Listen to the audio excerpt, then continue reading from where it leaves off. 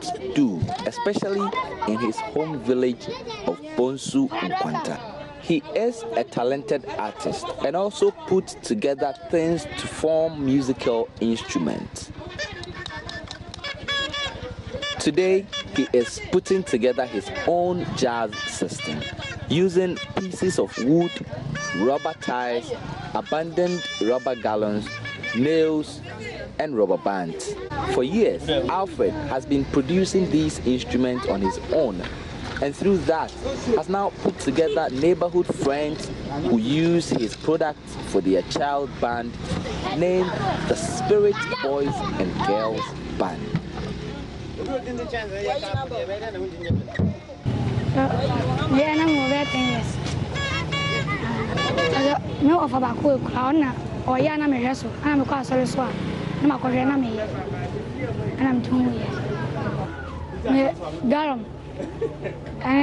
chance then, me it is if I may garum Indian and in chance. No, virtually, no time there, and not doing it. Once he is done, his friends, many of them younger than himself, mount the stage and serenade a street audience just in front of his home.